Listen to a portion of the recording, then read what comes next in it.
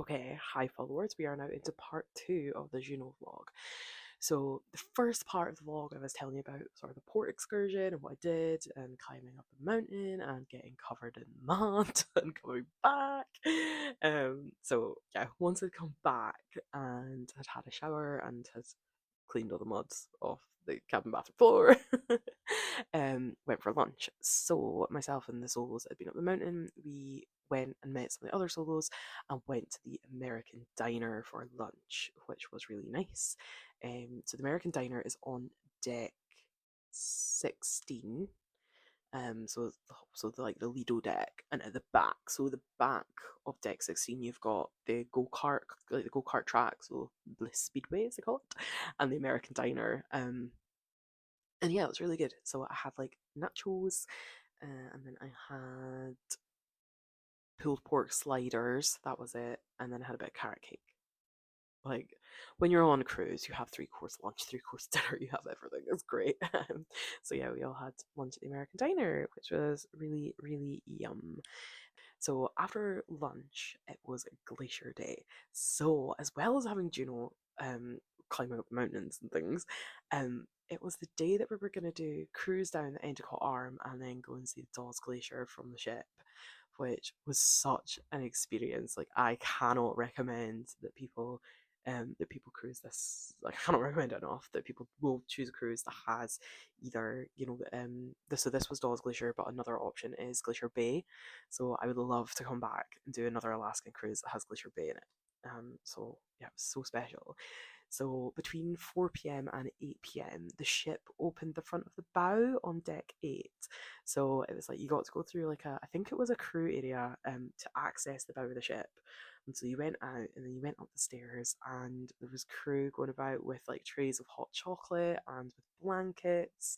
So you could stand on the front of the ship as you're cruising down this Endicott Arm, and just take in this amazing scenery. It was just beautiful. And I, really, it is a once, it's sort of one of these like once in a lifetime experiences that you can probably have more than once in your lifetime because you can cruise as much as you like. But it was just stunning.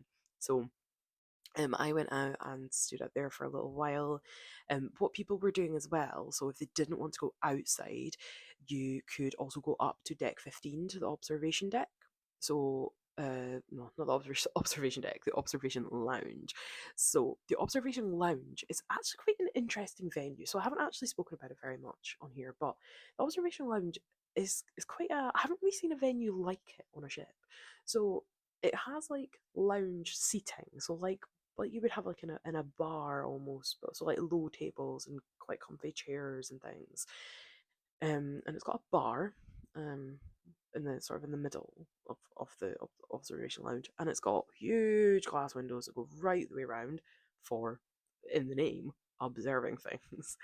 But what it does have as well is it has like almost like a mini buffet with just like little bits, so like little breads and cold meats, and they do in the afternoon you would get like scones and cake for like afternoon tea and stuff like that. So it's like just little like it's like finger food mostly. But you can go there like at breakfast time, so they have like a continental breakfast, and then they call it light lunch. So I think it's open until 5, like for the afternoon. So yeah, so what people were doing was they were going up there as well and like watching from there, because like I'm sure I've got a picture. I'll try and put a picture in here if I have one, but like it looks out the same way. So you could either go observation lounge or you could go out on deck 8 and stand at the front. So what I would say is, now I had binoculars on my cruise anyway because of one of the excursions that I'm doing, or that I have already done, since I'm recording. I'm doing a look back. I had binoculars anyway, but I would say it's worth taking a pair of binoculars for this sort of thing. So whilst I was out on deck, I saw a whale, which was pretty cool. So I'd heard, people, when you do an Alaskan cruise, people are they really want to see the whales from the ship. So I did see a whale, and it was pretty cool. And I saw its tail go like, as it was swimming along, and So that was that. I saw my whale. Tick off my Alaskan cruise bingo card. And yeah, I saw a whale, and at one point as well, there was actually two people in a kayak, like off the side. Now there was bits of ice and stuff floating about in the water, and there's just this random two people in a kayak, and I thought that's brave. Like that's pretty brave.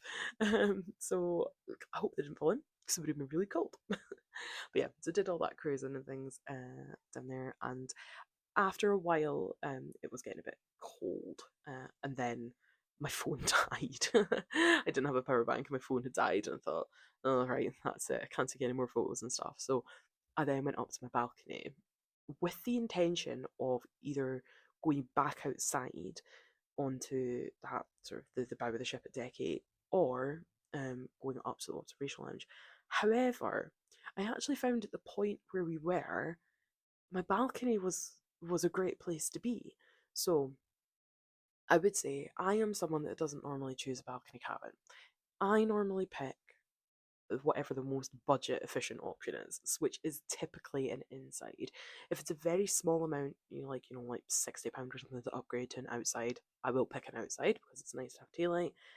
But I have only ever, so I've had a balcony two times in the past, but this one, oh my goodness, do not book any other cabin except a balcony cabin.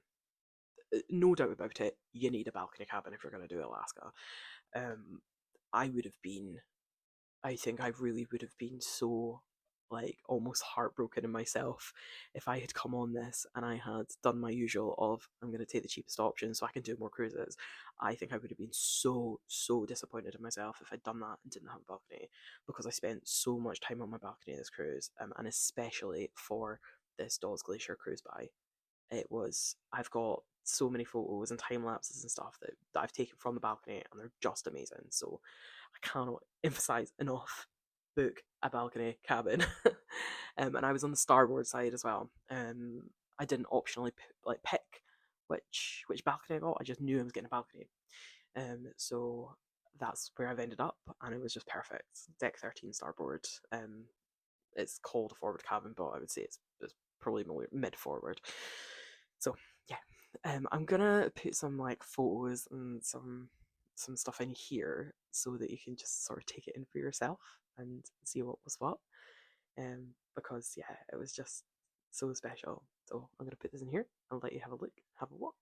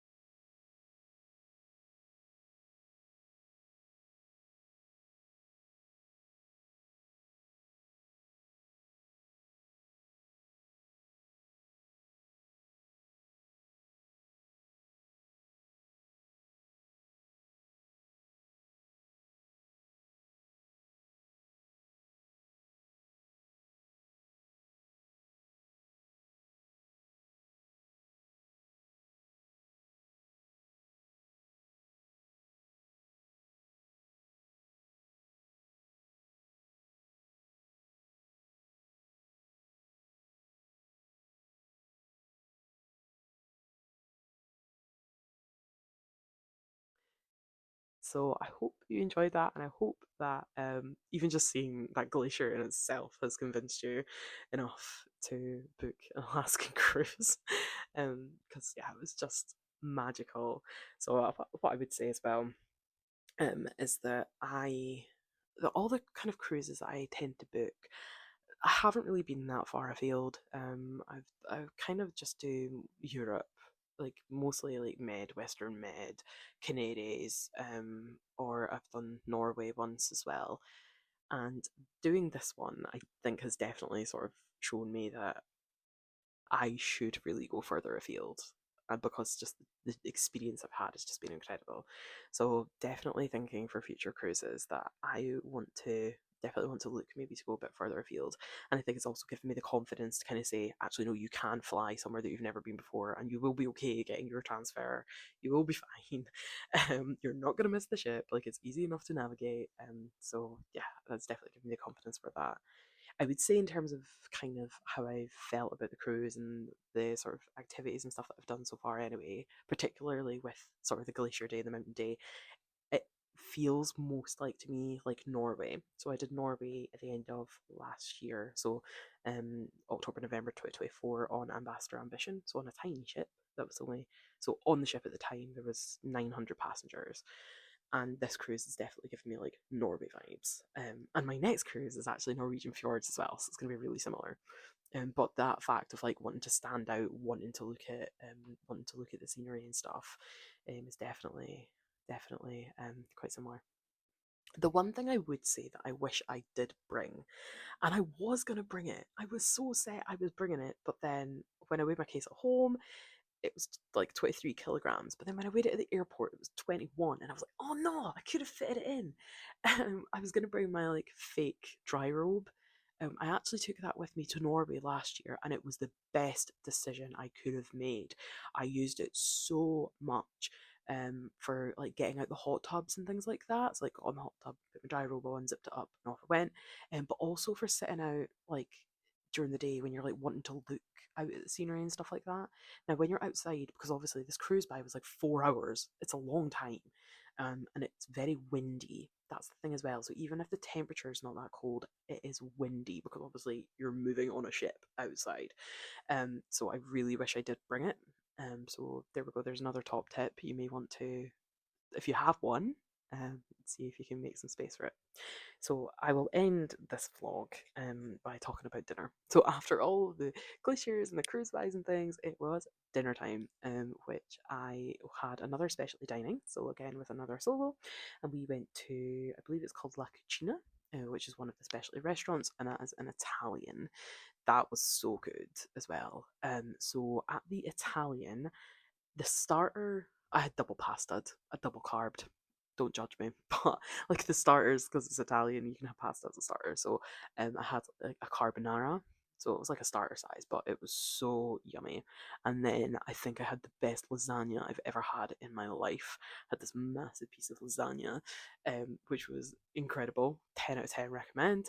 And then for dinner, I had cannoli, which there was like three little mini cannoli. Um, there was like a fruit one and then a chocolate one, and then I think it was maybe like a pistachio one.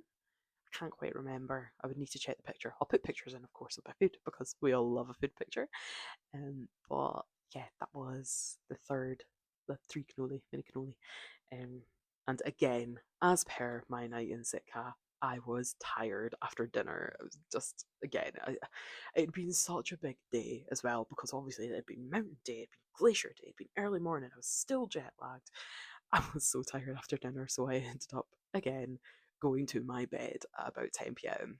and not really taking in any of the evening entertainment and stuff. But I don't, I think because I'd had so much on during the day and things like that, I didn't really feel that I'd missed out. And also, I'll maybe do another vlog sort of talking about the entertainment and things. Some of it is very, I don't want to just say very American because that's sort of generalizing, but very catered to sort of American culture. So like massive game shows in the atrium and stuff like that, and very loud. It's like it's loud, which isn't really my style necessarily. So yeah, it was fine. I didn't really feel like I was missing out that night. So yeah, bedtime and ready for another port day.